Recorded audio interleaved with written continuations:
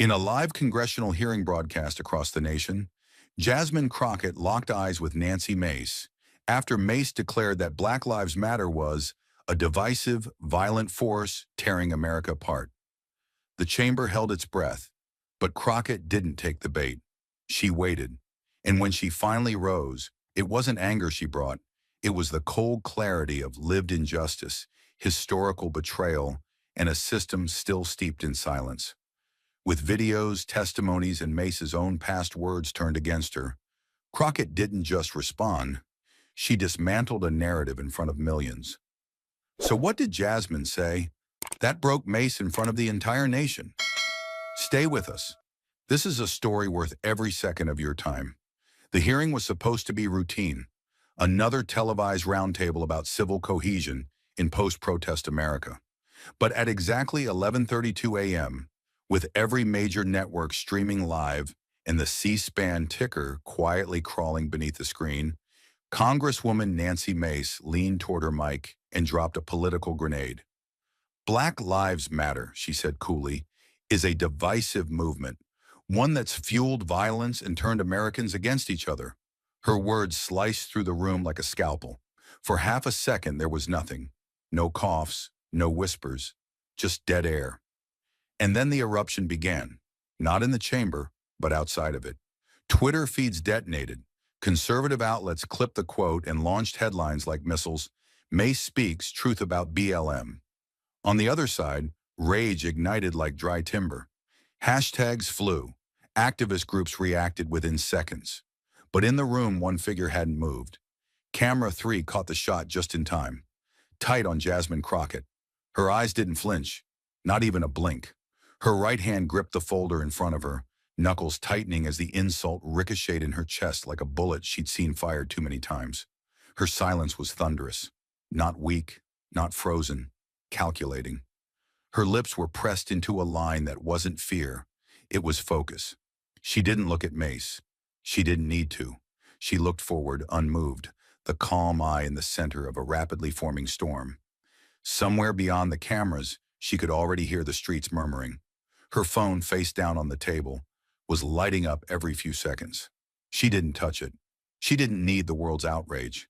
She was the response being summoned. The storm didn't break. Not yet. But the pressure in the chamber thickened, like the air before a lightning strike that everyone knows is coming and no one dares to summon.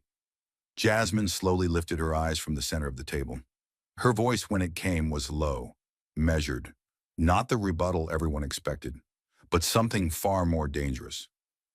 Mr. Chairman, she said, her tone like steel beneath silk, I respectfully request to deliver my remarks at the end of the session.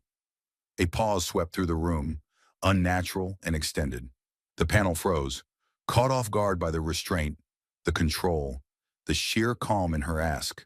The chairman blinked, nodded, then looked at Mace, as if silently asking if she understood what she'd awakened. But Mace only smiled, a slow, smug grin spreading across her face like she'd just landed the knockout blow. In her mind, the silence meant surrender. In her mind, Jasmine's delay was hesitation, not calculation. She sat back in her chair, adjusted her blazer, and crossed her legs with rehearsed elegance. She thought she'd won the image war. She thought Jasmine had blinked. Outside the chamber, however, the silence was anything but passive. Reporters watching from behind glass panels began typing frantically. Why didn't Crockett respond? Is she retreating or preparing something deeper? One Politico correspondent tweeted, Jasmine Crockett just passed on the mic. Something's up. On MSNBC, a chyron rolled. Crockett silent after Mace slams BLM for now. In group chats, activists, lawyers, and organizers exchanged one sentence over and over. She's waiting. She's loading. And inside the room, Jasmine sat still as granite. Her hands released the folder, but only slightly. She was no longer gripping it. She was guarding it. That file wasn't just paper. It was a weapon. And what Nancy Mace didn't understand was that Jasmine Crockett wasn't here to win a headline. She was here to carve a truth into history, and truth doesn't shout. It strikes. The name Jasmine Crockett was called with no fanfare, but the shift in the room was unmistakable. Staffers who had been whispering froze mid-sentence. Aides lowered their phones. Even the sound technicians paused their adjustments. It wasn't just her turn. It was her moment, and the chamber knew it. Jasmine leaned forward slowly, resting her elbows on the table like she was lowering herself into the cockpit of something engineered for precision impact. She didn't need to check notes. She didn't even glance at her folder. She only looked ahead, face calm, voice quiet, but locked with purpose. "It's strange," she said, the air taut with expectancy, "how someone who once claimed to stand for justice now throws an entire movement under the bus, just because a few clips made it easy to lie." The sentence didn't shout, but it slapped. It exposed. The kind of line that didn't need to rise in pitch because it cut with content. The room didn't breathe, it listened. Somewhere in the corner, the lens of CNN's live feed adjusted focus, zeroing in on Mace's reaction. Her jaw tensed. Her shoulders drew inward by half an inch. Jasmine tapped a discreet button. The lights dimmed. Not dramatically, but enough to shift the attention. The wall monitor behind her glowed to life, and without warning, the first video began. The footage was raw. No narration, no soundtrack. A crowd of Black Lives Matter protesters, hands up, kneeling on a sun-bleached street in Louisville. Signs read, "Justice for Breonna." The chanting was rhythmic, mournful. Then chaos, riot police charging information, shields out, clubs swinging. A young woman screamed off camera. Another protester was tackled, head hitting the pavement with a thud so sharp the room seemed to flinch. Jasmine didn't say a word. She didn't need to. The image burned itself into the minds of everyone watching. Without a breath, the second video played. It was shorter, but devastating. A grainy clip of George Floyd. No voiceover, no commentary. Just the full shot. His neck pinned under an officer's knee, his voice slipping from pleading to silence. The timestamp in the corner ticked forward, cruel in its precision. Members of the panel shifted. A staffer in the third row wiped a tear and tried to hide it. Jasmine remained motionless, her eyes fixed forward, not reliving it, but presenting it. This wasn't for spectacle. This was evidence. Then the third and final video played. The lighting in the room shifted slightly, as if reality itself recoiled. The footage was from 2020, shakier quality, a town hall meeting in Charleston. Nancy Mace stood before a crowd, voice passionate. "I believe the Black Lives Matter movement has awakened this country," she declared. "It's not about division, it's about recognition." The contrast between that Mace and the one who had spoken hours earlier was so jarring it almost felt like a different person. But it wasn't. It was the same voice, same face, exposed in contradiction. Jasmine finally spoke again, but she didn't gloat. Her voice was calm, even restrained. "So I ask, when did justice become inconvenient? When did the truth become optional? Was it before or after the camera showed up?" Every syllable was calculated, every pause deliberate. The silence that followed wasn't just shock, it was reckoning. Mace's eyes darted, first toward the chairman, then to the cameras, then to the screen behind Jasmine, as if wishing it would simply turn off. Her hands shifted restlessly in her lap. Her lips pursed, then flattened. A bead of sweat broke near her temple. Not enough to embarrass, just enough to betray her unraveling calm. The temperature in the chamber seemed to drop by degrees. The mahogany walls no longer gleamed. They loomed. Jasmine wasn't just speaking. She was dismantling something. Not just a person, not just a claim, but a carefully curated version of reality that had been fed to the public for years. And in that moment, with no theatrics, no yelling, no table pounding, she made it bleed. And still, she wasn't done. But she didn't rush. Because this wasn't just rebuttal. This was testimony on behalf of the unseen. And Jasmine Crockett wasn't going to let truth be rushed, not when the lie had been broadcast with such confidence. She let the silence hold, let it dig into everyone present, until the room had to admit the temperature hadn't changed. The truth had simply entered. The silence left by the last clip didn't fade. It shifted. It became something weightier, something alert, something that dared not be broken. Jasmine leaned forward, not as a performer, but as a surgeon preparing the next incision. Her fingers moved with quiet certainty as she tapped the control pad again, and this time, the screen behind her didn't show faces. It showed numbers. The title at the top, stark and bold: Unarmed Black Civilians Killed by Law Enforcement. 18-month reporting window. Then the list appeared. Names, ages, locations, circumstances. A row of columns that should have belonged to a spreadsheet, not a courtroom. But here they were, each one a scar America refused to heal. 42, Jasmine said, her voice like tempered steel. 42 black men and women, unarmed, dead. She stood now, not for drama, but necessity. She walked slowly to the monitor, the gravity of her footsteps matching the weight of each word. Shot during traffic stops, suffocated during routine wellness checks, killed while walking home. She pointed to 3 entries: 17-year-old, no criminal record; 31-year-old veteran; 25-year-old teacher, mistaken identity. In all 42 cases, no weapon was ever recovered. No threat ever confirmed. Her hand lowered, but the tension in the room did not. These aren't talking points. They're tombstones. She turned to the panel again, the blue glow of the screen reflecting in her eyes like firelight in a storm. We are sitting here debating the morality of a movement, while the bodies that birthed it are still being buried. No one looked away. No one could, because to do so would have been an act of moral cowardice, and Jasmine had cornered them in their own silence. Then she lifted another document from her folder, this time stamped with the unmistakable crest of the United States Department of Justice. The room tensed. This wasn't activist material. This wasn't media narrative. This was the federal government speaking, through her voice. This, Jasmine said, unfolding the report so the cameras could catch the seal, is the DOJ's internal review of racial bias in law enforcement, dated just 9 months ago. She read from it directly without inflection, letting the words hang unaltered. African Americans are 2.7 times more likely to be stopped by law enforcement for non-moving violations. Use of force incidents involving unarmed black civilians remain disproportionately high compared to other racial groups, even after adjusting for crime rates and population density. She let that sit. That's not my opinion. That's your government. That's your data. Mace crossed her arms, but her hands were twitching. Subtle movements, thumb pressing into her palm, a single foot tapping in a rhythm she couldn't control. The camera saw it. America would see it. She shifted in her seat as if trying to escape the line of fire.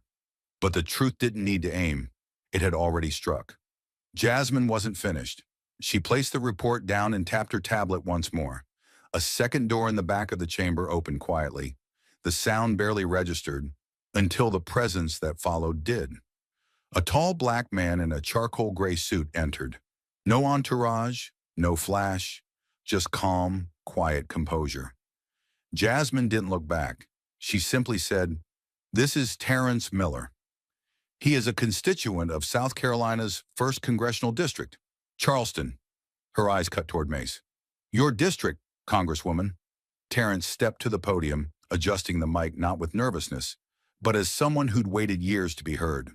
His voice wasn't loud. It didn't need to be. "I was arrested at 28. They said I looked like someone. That's what they told me. I had a job, a record of clock-ins. I had my phone's GPS. They didn't care." He paused, his hands clenching the edges of the podium so tightly the wood creaked. "I spent 4 years in prison for something I didn't do. No weapon, no witness, no apology when it was overturned."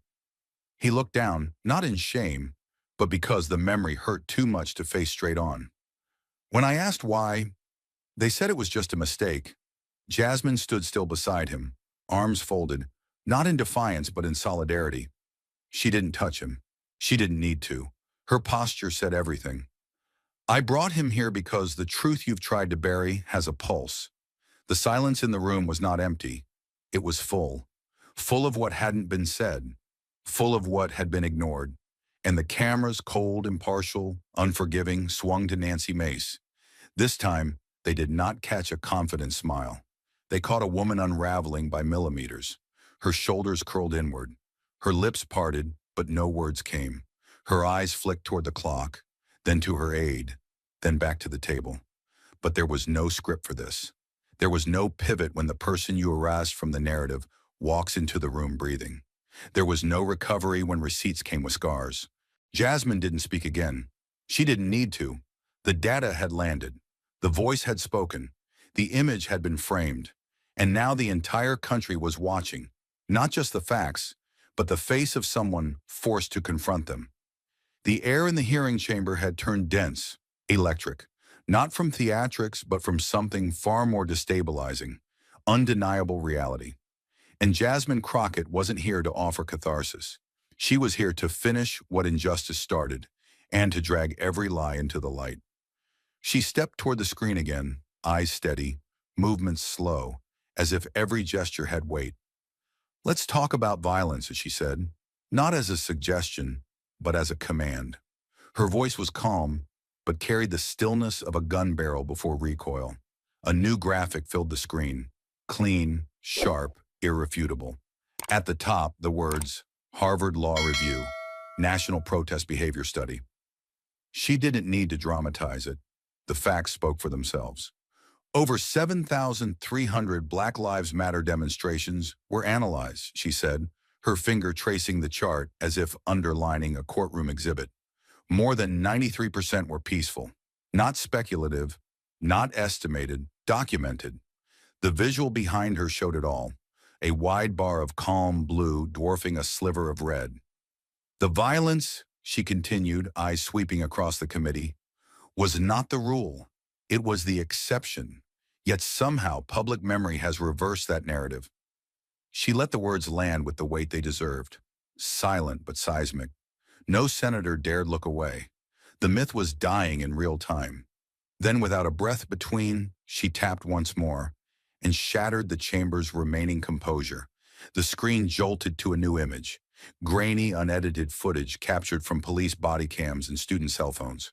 A row of young people, black, white, Latino, linked arms on a sun-washed campus lawn. Their chant was simple, steady, hands up, don't shoot, no aggression, no destruction. And then, out of nowhere, the crack of canisters, the thud of rubber bullets. Screams ripped through the speakers. A girl's body crumpled as a round struck her chest. Another staggered, clutching her face, blood streaming between her fingers. The crowd didn't fight. They scattered, disoriented, coughing, eyes wide with disbelief.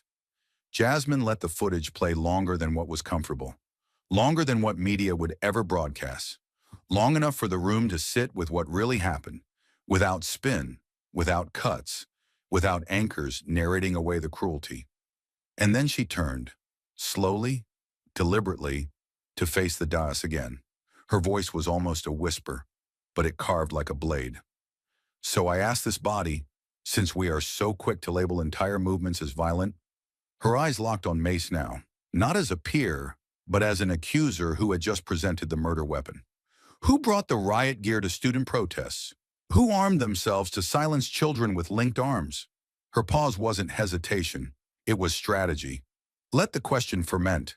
Let it soak through polished suits and scripted defenses. "You say Black Lives Matter promotes violence," she continued, her tone sharpening with every syllable. "But what do you call this?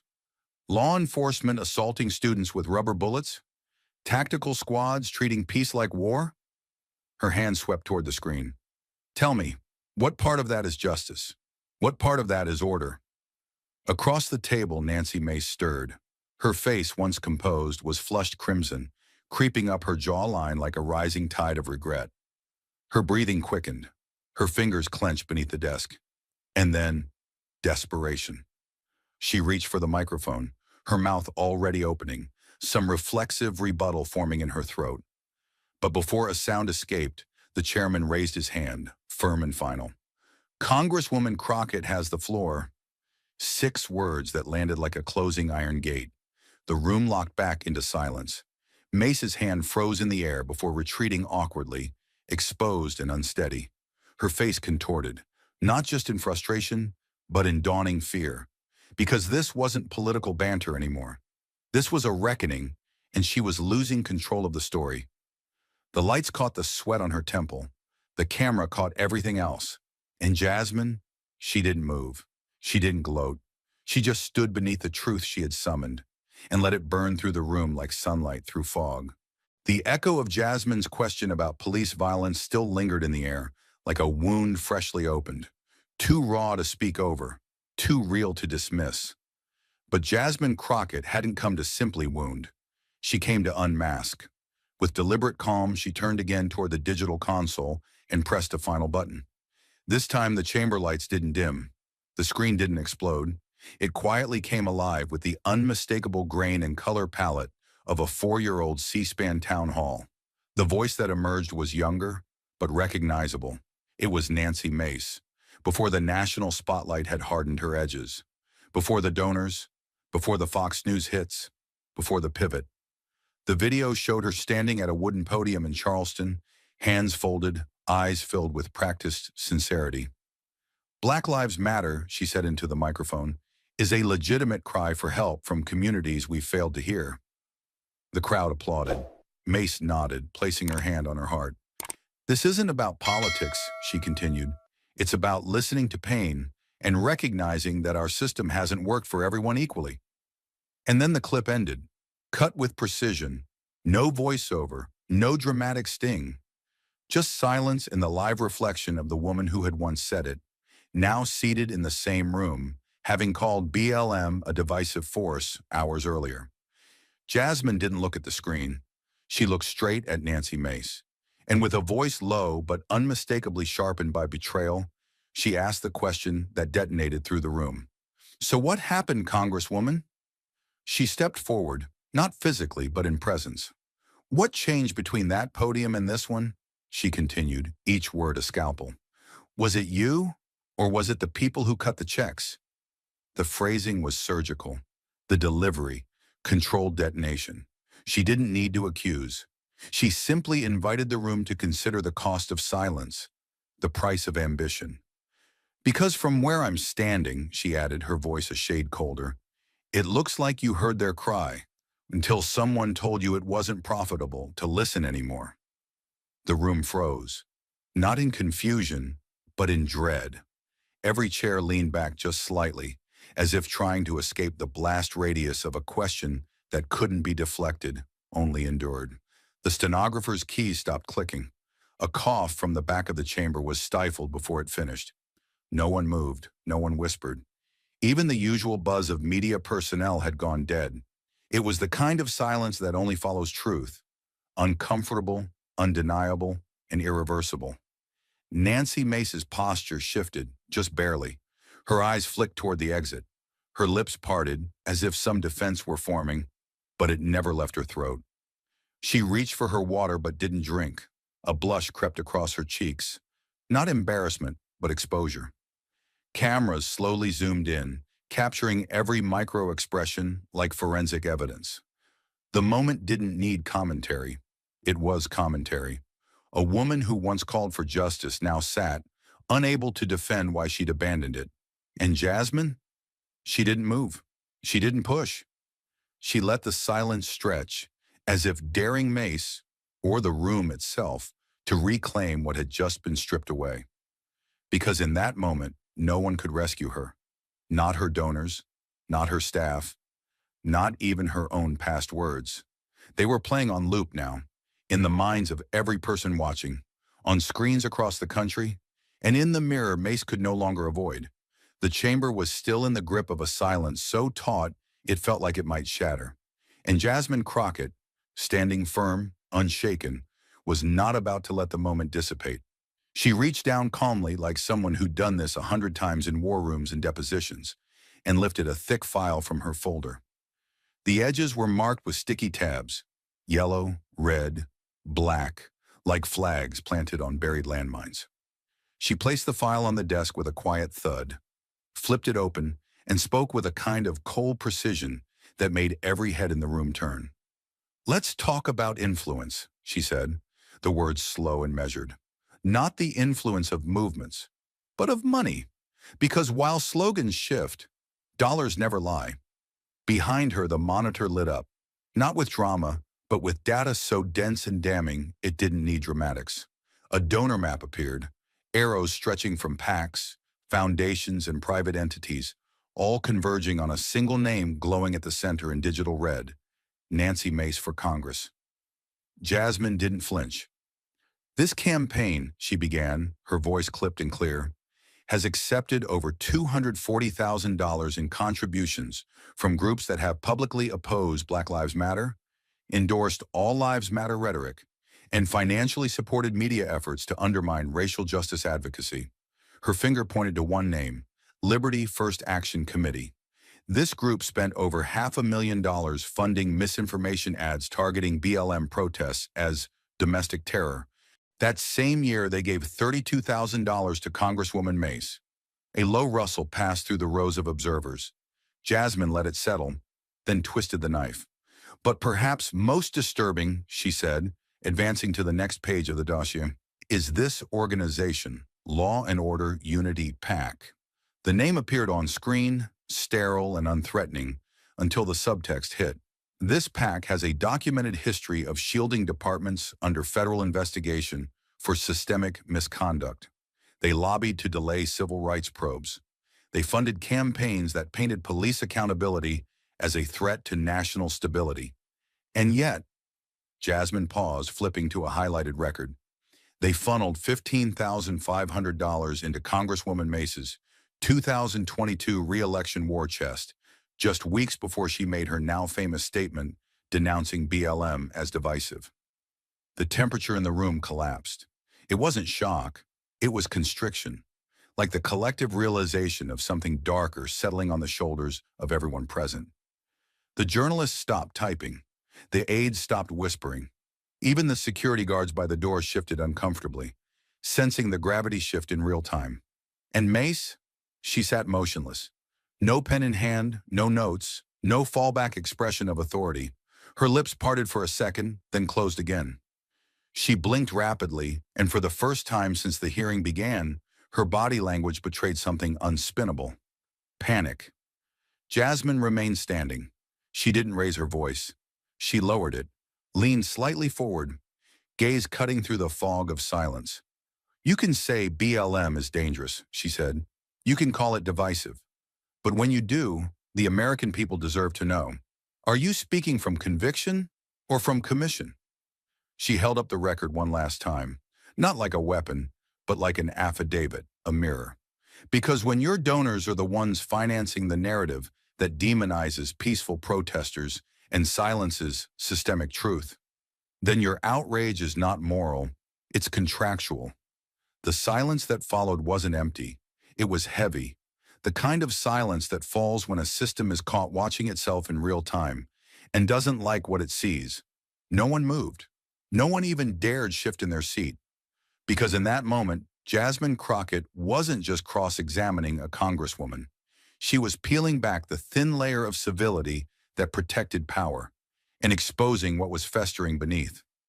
The weight of lobbyist cash and political betrayal still hung in the room like smoke after a fire. But Jasmine knew numbers weren't enough. Receipts spoke to the head. She needed to speak to the wound. She stepped slowly to the center of the chamber, no longer standing behind the desk or monitor. Instead, she reached into her folder and lifted a small, dog-eared photo. No caption, no design, just a smiling teenage boy, framed by the faded slats of a weathered basketball court. She held it up to the room. "This," she said gently, "is Elijah Porter." The image shifted to the screen behind her, full resolution now. His smile, warm and crooked, lit up the chamber more than any politician's speech ever could. Jasmine's voice dropped into something deeper, not softer, heavier. He was 16, a sophomore, straight A's, loved comic books, loved his mother. He died 2 years ago, shot by officers during a miscommunication. No weapon, no threat, just a hoodie, a backpack, and a skin color that made him a silhouette they thought was dangerous. She inhaled, slow and pained. They fired 6 rounds in under 4 seconds. 2 hit his chest, 1 hit his face. He was walking home from school. He never even got to hear them say, "Drop it." Jasmine turned slightly toward the gallery. "And this," she said as the screen behind her flickered, "is his mother." The chamber lights dimmed slightly as a live video feed appeared. In it sat Darlene Porter, shoulders hunched, face marked with sleepless years. Her hands were folded tightly in her lap like she was holding together the pieces of herself that grief kept trying to scatter. She didn't speak immediately. She looked into the lens, not at the politicians in the room, but at the millions she knew might finally see her now. When my son died, she said, her voice breaking in its first sentence, I waited for someone to call, someone from the news, someone who cared. Her hands trembled. But they told me there were no riots, no footage, that it wasn't newsworthy, just a tragedy. And then she began to cry. Not a camera-ready cry, but something primal. Her shoulders shook, her face crumpled. Her sobs came in waves, jagged and full of silence between them, as if her body had forgotten how to breathe without her son. Jasmine didn't interrupt. She stood still, spine straight, eyes wide open, letting every second drag out in full. She wanted the room to feel it, all of it, the kind of grief that doesn't land on front pages, the kind that dies quietly behind closed doors, the kind that never gets hashtags or headlines because it doesn't sell fear or fuel outrage. Just sorrow, just loss. No one moved. Not one pen scratched paper. Not one aide whispered behind a clipboard. And then the camera slowly, almost reluctantly, panned back to Nancy Mace. Her eyes were lowered, not in humility, but in retreat. Her spine, once stiff with confidence, had curved inward, like she was trying to disappear inside her own clothes.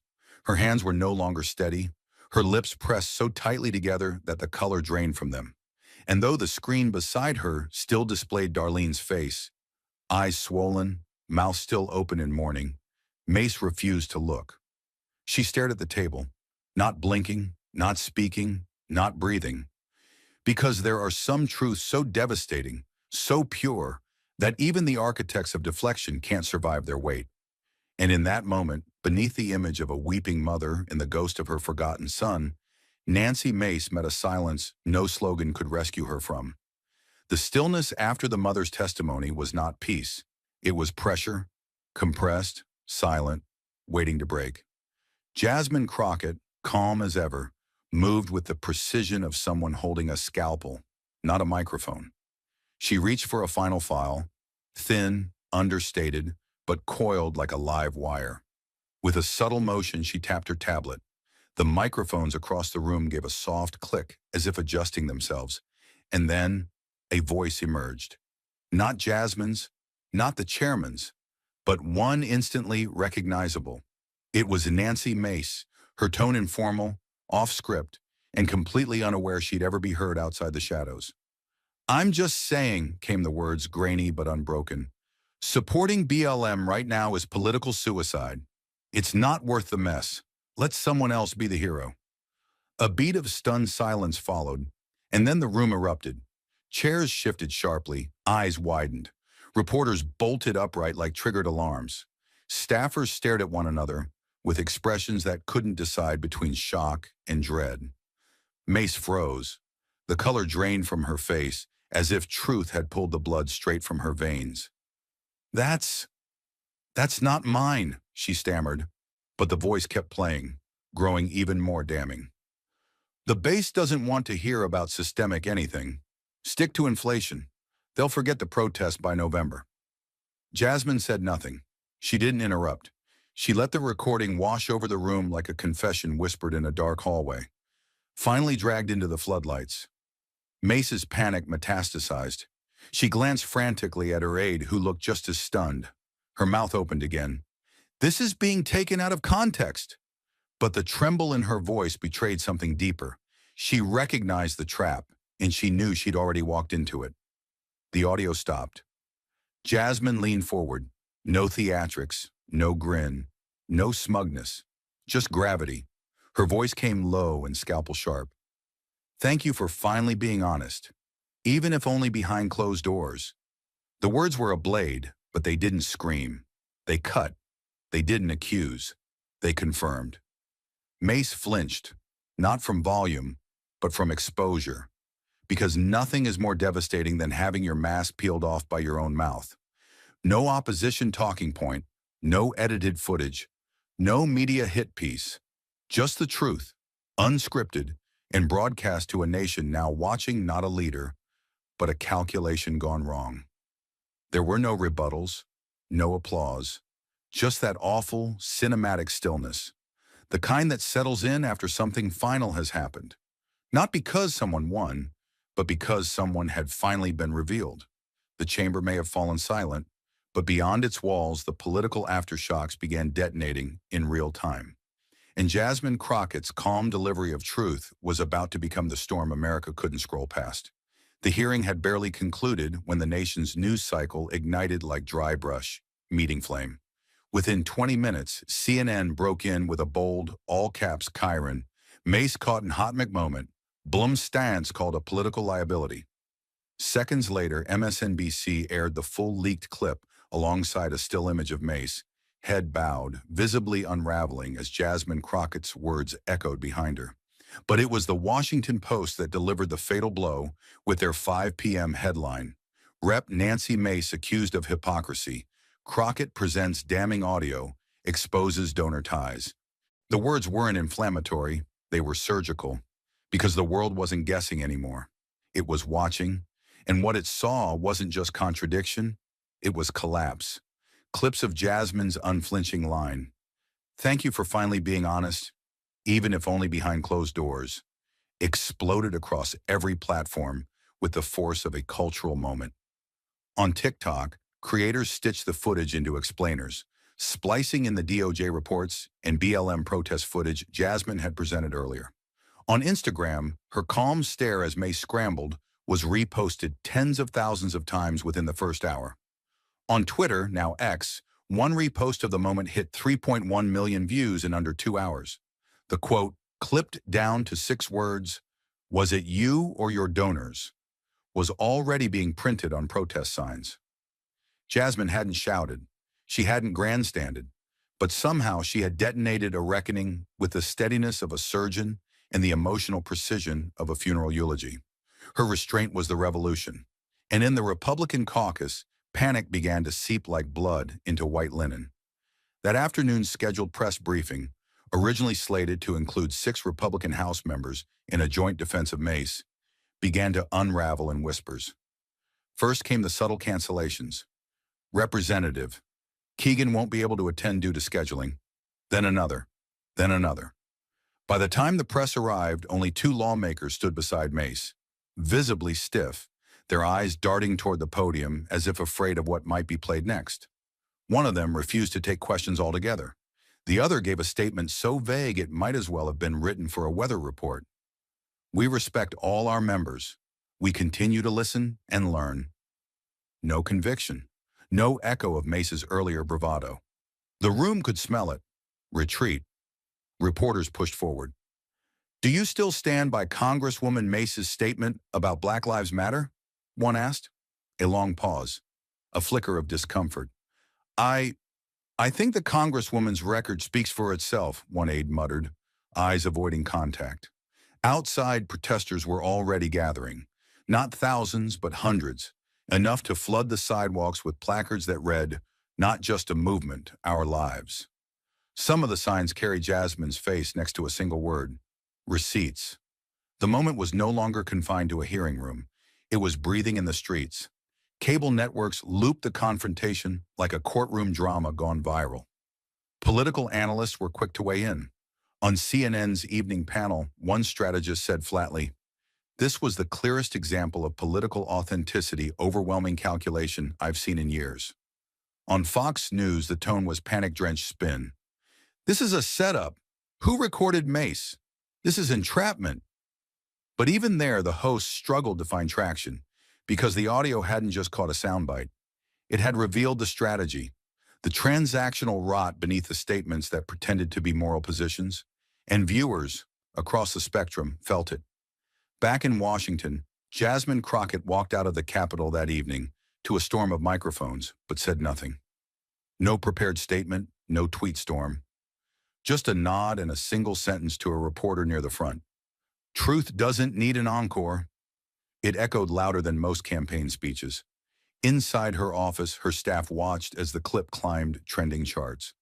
On Reddit, under Our Politics, a post titled, Crockett just gave a masterclass in surgical dismantling, surged to the top. Thousands of upvotes, thousands of comments. One of them read simply, "She didn't destroy Mace. Mace walked into her own trap, and Crockett just turned on the lights." And in the background, Nancy Mace's office issued a written statement at 6:44 p.m., bland, vague, and flat. The Congresswoman remains committed to bipartisan solutions for America's challenges. But no press conference followed. No interview requests were accepted. Rumors leaked that internal advisors had urged her to lay low until the firestorm passed. But everyone watching knew this wasn't a firestorm, this was a reckoning. And the reckoning had a face, a voice, a folder full of facts, and the quiet, devastating calm of someone who knew they'd just cracked a mask the entire nation had been squinting through for far too long.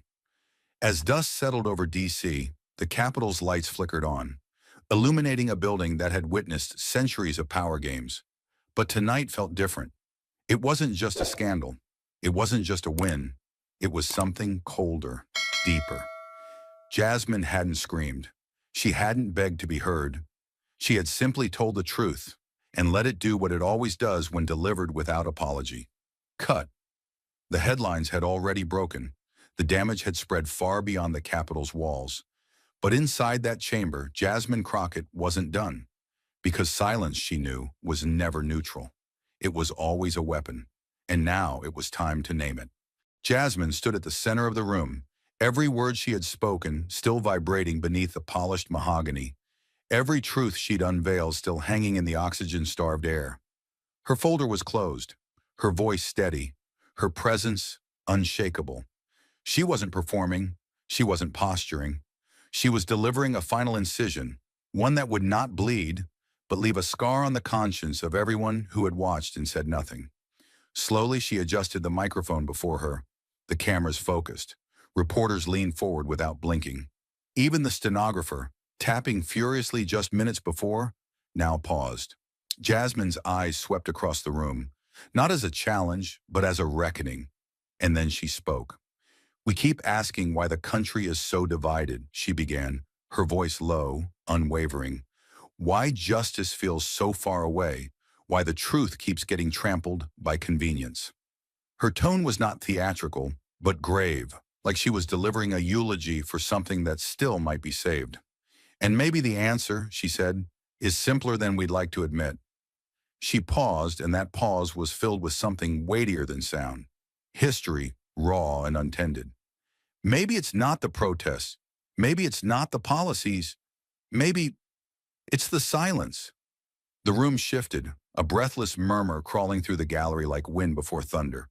She let it settle, then finished. "We cannot let silence kill justice faster than bullets ever could." For a second, one suspended heartbeat, no one moved. The room felt vacuum-sealed, like all noise had been dragged out by the force of that one sentence. Then came the sound. First from the back rows, reporters, aides, spectators, then the sides. A wave of clapping, rising like the rumble before a downpour. And then, shockingly, impossibly, from across the aisle, a Republican staffer stood, hesitated, then began clapping with tight, measured hands. Another followed, and then a congressman, older, gray-templed, known for rarely breaking ranks, rose to his feet and joined them. The sound of bipartisan applause wasn't loud, but it was louder than silence, and that was the point. Even the chairman, typically stone-faced in moments of tension, bowed his head slightly, not as a signal of agreement, but as a recognition of something undeniable. Jasmine hadn't just spoken. She had indicted the silence of the entire institution. The applause wasn't political. It was human. It was the sound of guilt meeting gravity. The cameras swung back into motion, catching every angle, but one zoomed in tighter than the rest, onto Nancy Mace. Her posture had collapsed inward, not in exhaustion, but defeat.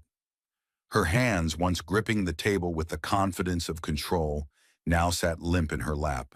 Her eyes stared at the floor as if looking directly at the foundation cracking beneath her. The lights reflected off her skin, but there was no polish left, only a pale, rattled stillness. She didn't blink as the applause grew. She didn't move as Jasmine's words continued to echo. She just sat there, facing the consequence of her own exposure. Her mouth twitched once, like she wanted to speak, to respond, to defend. But no sound came. There were no talking points left, no safe phrases, no rescue from party allies who had either retreated or gone silent themselves. The chamber had shifted. The public had seen. The narrative was no longer hers to spin. It belonged to the voice that had filled the silence. Jasmine didn't wait for a standing ovation. She didn't raise her hands or nod in self-congratulation. She simply gathered her folder, turned, and walked away from the microphone like someone who had buried the weight of injustice at the feet of power, and knew the echo would handle the rest. The applause eventually faded. The room settled, but nothing returned to normal.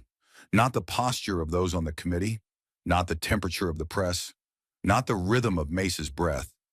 The silence Jasmine had condemned was now gone, and in its place, accountability had made a home. Outside the chamber, the sky over Capitol Hill had turned to steel. A storm wasn't coming. It had already arrived, and it bore Jasmine Crockett's voice in its thunder. The applause inside the Capitol had faded, but outside its marble walls, the echo of Jasmine Crockett's final words was transforming into something far more dangerous for Nancy Mace: public memory. And in her home district, that memory was no longer silent. 3 days later, in a modest community center on the outskirts of Charleston, South Carolina, the air was hot, thick with humidity and tension. Folding chairs were packed wall to wall, fans spinning helplessly overhead. Nancy Mace stood on stage with a strange smile, surrounded by an American flag, a white backdrop, and a podium that suddenly looked too tall for her.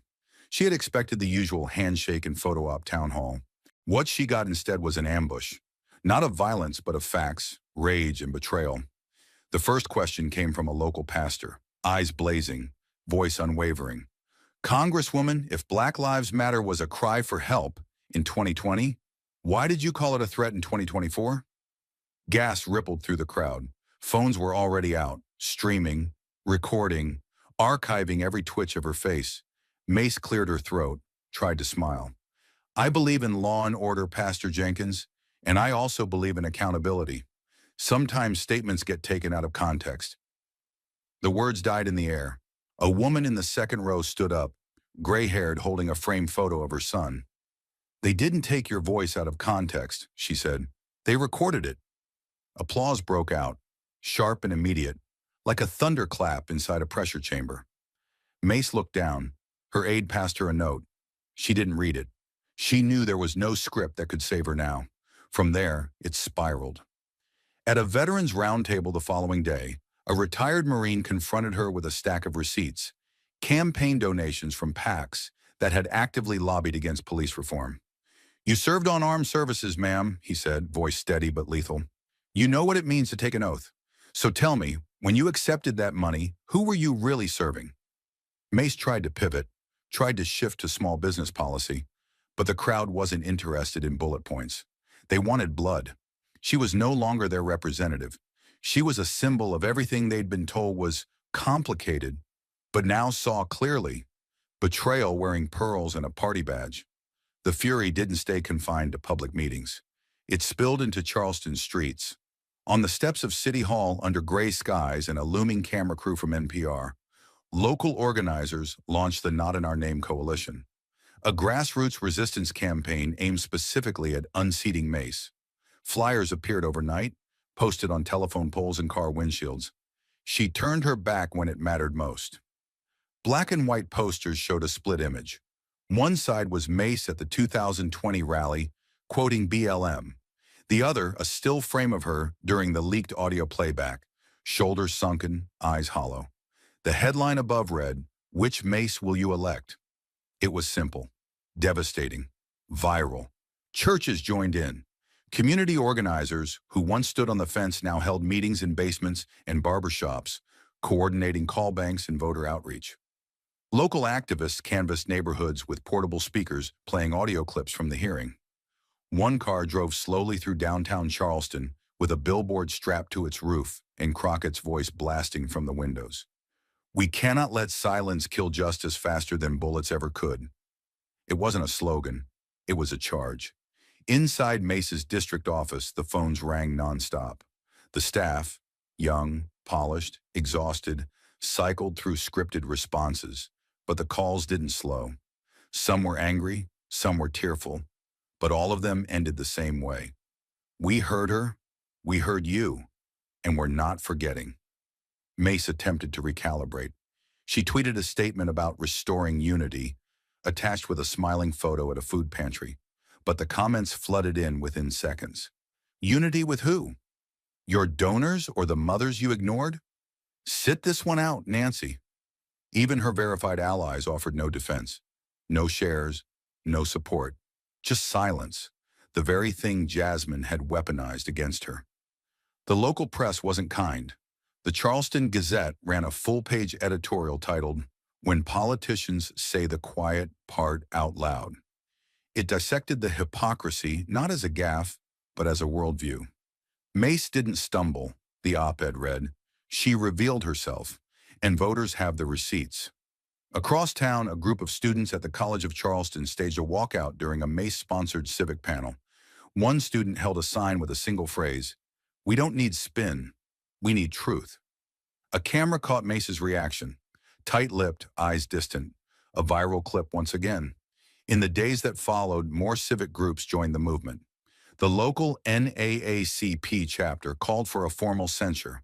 A veterans advocacy network suspended its endorsement pending review. The Charleston Interfaith Alliance sent a public letter signed by over 400 clergy across denominations, denouncing Mace's comments and demanding an apology to the Black community. She gave one, eventually, but it was dry, legalistic, full of qualifiers. No one bought it. Not anymore. The trust had collapsed, and in its place stood a city watching closely, documenting everything, refusing to forget.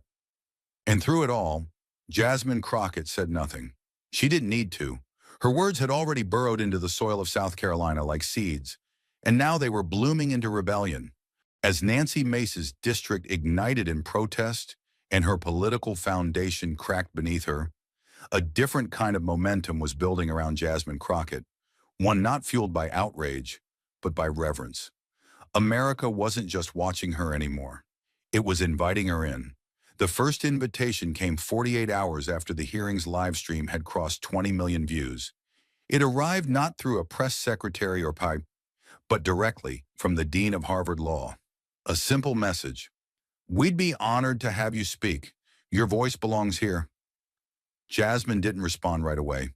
She sat in her office, staring out at the dust-soaked skyline of D.C., her phone lighting up every few seconds with another producer request, another op-ed, another headline.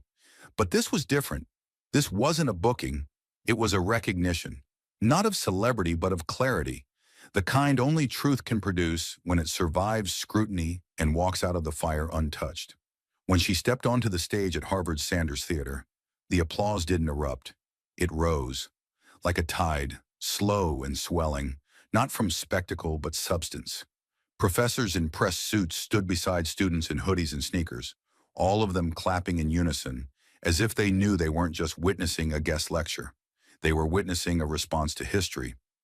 Jasmine didn't smile for the cameras. She didn't scan the crowd for validation. She walked to the podium with the same calm that had dismantled a congressional lie days earlier. And when she reached the mic, she paused, not to gather herself, but to let the weight settle. She began not with a headline, but with a name. "Elijah Porter," she said, and the room inhaled. She told the story again, not for politics, not for press, but because the story deserved to be heard in a place that still claimed to produce leaders. She moved through the timeline, not dramatically, but with surgical precision, showing how facts get buried, how footage gets framed, and how justice drowns in a silence engineered by people who fear its volume. "They told me to sit down. They told me not to make it personal," she said, eyes sweeping the balcony. "But when children are dying and mothers are crying and no one reports it because it won't get clicks, then silence is personal." A pause. Silence is complicity in a suit. The applause that followed was thunderous, not a standing ovation out of obligation, but out of release. Professors wiped their eyes. A former judge stood in the back, hands trembling as he clapped. And when Jasmine stepped off that stage, she wasn't escorted out as a guest. She was surrounded. Students crowded her, not for selfies, but to ask, "What do we do next?" Not "How did you do it?" but "Where do we take this?" And Jasmine answered the same way she had in Congress. Not with sound bites, but with blueprints for resistance. She didn't offer hope. She offered strategy. That night, CNN ran a one-hour special titled "The Reckoning, Jasmine Crockett and the Age of Accountability." It opened with a shot of her walking through Harvard Yard in a Navy coat, flanked by law students who walked not behind her, but beside her. Across America, networks scrambled to book her. MSNBC aired an entire Sunday segment called Crockett Unfiltered, which went viral not for drama, but for its closing moment. Jasmine looked straight into the camera and said, "We keep asking the system to be fair, but maybe the question isn't about fairness anymore. Maybe it's about whether we're ready to stop asking and start demanding." That clip was replayed across 6 networks within a day. Even the networks that had once ignored her began to pivot. ABC's Nightline invited her for a primetime conversation. CBS ran a profile piece that opened with her walking through her childhood neighborhood. Low income, over-policed, and, as she put it, always invisible until someone bled. But the interview didn't center on trauma. It centered on strategy. "You didn't just expose a congresswoman," the interviewer said. "You exposed an entire machine." Jasmine nodded. "I didn't bring it down," she said. "I just showed people where the cracks were." At The View, where the hosts were known for light commentary and rehearsed conflict, Jasmine arrived to a standing ovation, not from the audience, but from the panel itself. Even the most cynical host admitted on air, "We're so used to people dancing around the truth. You walked in with it and dropped it on the table." Jasmine smiled, not out of pride, but out of exhaustion. "I didn't want to be the one to say it," she replied, "but too many people have paid for my silence." And yet, for all the stage lights and studio backdrops, it wasn't the networks that defined her moment. It was the people, the ones whose pain never made it to broadcast. They began sending her letters, handwritten ones, some from mothers, some from inmates, one from a retired officer who wrote, "I was the problem. Thank you for showing me how I became it." Her team started receiving poetry, art, and audio clips from students reciting her words like scripture. In Detroit, a teacher played her speech to a classroom of 12-year-olds. In Oakland, a church printed her Harvard quote on a banner and hung it above the pulpit. In Tulsa, a protester carried a sign that read simply, "Because she didn't blink, I won't either." And through it all, Jasmine kept moving, not to capitalize, but to mobilize, not to bask, but to build. Because she knew fame could fade, but impact, when forged in fire, would not. And while Mace tried to repair her image with filtered photo ops and carefully worded damage control, Jasmine's words had already entered the bloodstream of a country looking for something real. Not polished, not rehearsed, real. She didn't need to shout anymore. The world was already listening, and now it was following. She had stood on some of the nation's grandest stages, lit up television screens, and ignited a movement. But when the cameras dimmed and the world asked the question it had been waiting to ask, Jasmine Crockett's answer came not with noise, but with clarity that cut like glass. The interview took place in a quiet studio, no cheering crowds, no roaring applause, just the soft hum of stage lights and the low rustle of makeup brushes being tucked away. Jasmine Crockett sat across from a veteran political journalist, the type known more for grilling senators than offering praise. But tonight, there was no ambush. There was only curiosity. The camera zoomed in as the host leaned forward, fingertips pressed together. "Congresswoman Crockett," he said with deliberate care, "many people have praised your composure during the hearing, but some also asked, why didn't you respond immediately when Mace first made that remark? Why not shut it down in the moment?" For a brief second, Jasmine said nothing. She just tilted her head slightly, eyes narrowing, not in offense but in calculation. Then came the smile, not wide, not performative, a small, private curve of the lips, like someone holding back a fire until the room could handle its heat. "Because justice," she said, her voice low and razor-sharp, "doesn't need to scream." She paused, letting the weight of that one line settle before continuing. It needs truth, and truth doesn't always punch fast. It waits, it builds, it watches. And then, when it's ready, it drops the floor out from under a lie. The room fell still, the camera catching every flicker of emotion in her eyes. I knew she had built her defense on performance, Jasmine said, and I wasn't there to play her game. I was there to end it. The journalist blinked, stunned silent for a moment, before nodding slowly. Across the country, millions watched that answer unfold in real time. Clips of it were replayed before the hour was up. But the most striking thing wasn't the words themselves. It was how still Jasmine remained as she said them. No dramatics, no gesturing, just that quiet, calibrated force she had carried through every hearing, every headline, every televised confrontation. She didn't radiate confidence. She radiated conviction, the kind forged by fire, not cameras. The interview moved on, but that quote became its own story. Within hours, media outlets blasted the line across their banners. Justice doesn't need to scream, it needs truth. It wasn't a slogan, it was a statement of method, of strategy, of control. Across law schools, it was dissected. In classrooms, it was played. On cable news, it was quoted by hosts who had once written her off as just another partisan firebrand. Not anymore. Jasmine Crockett had changed the tone of a national conversation, not by yelling louder, but by refusing to fight fire with fire. Instead, she let the heat rise until the facade on the other side crumbled on its own. As the segment ended and the studio lights dimmed, Jasmine remained seated a moment longer. No hurry, no celebration. She thanked the host, shook hands with the producers, and stepped quietly into the hallway, her heels clicking against the polished tile. Outside, night had fallen over Washington, but it was the kind of night that felt watched. A car was waiting for her. So were 3 texts from civil rights attorneys, 5 new interview requests, and a quote trending on 3 platforms. But she didn't look at her phone. She just glanced up at the Capitol dome in the distance, lit up in the dark like an idea that still refused to die, and exhaled. The next day, newspapers across the country ran retrospective headlines. One sentence, one collapse.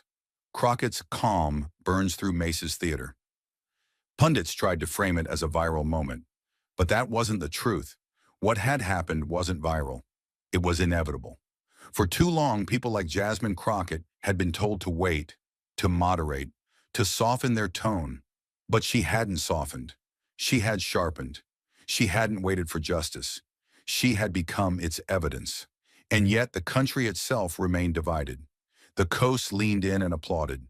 The heartland bristled or deflected. In one town hall, a local sheriff tried to call her too radical. In another, a college student called her the only one who made sense. America didn't shift overnight. It didn't cleanse itself in one hearing or one headline. The same rifts remained: systemic inequality, selective outrage, moral amnesia dressed as moderation. The nation was still struggling with who got to speak and who got to be believed. But one thing was no longer uncertain. A lie had died on live television, and the woman who buried it hadn't needed to raise her voice to do it. That moment, played across televisions, podcasts, and congressional summaries, became more than a confrontation. It became a mirror, a reckoning, a warning. Jasmine's words would not end the division, but they did something almost as dangerous. They exposed its architects.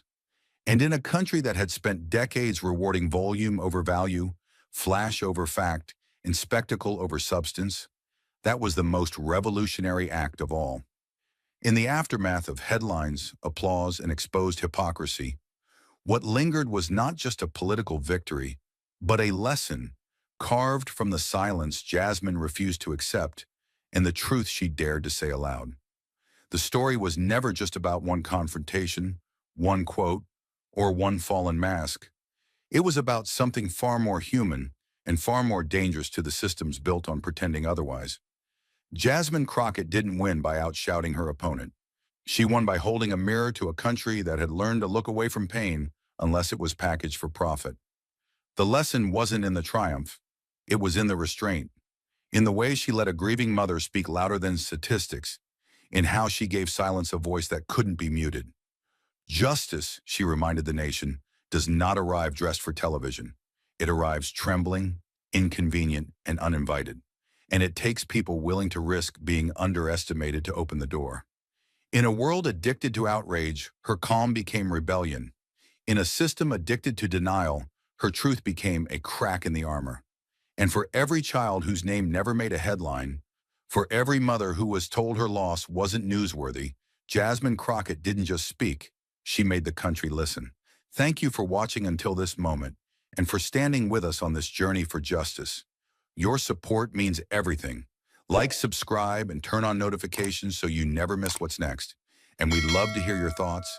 Leave a comment below and let us know what moved you most in this story. Together, our voices make a difference.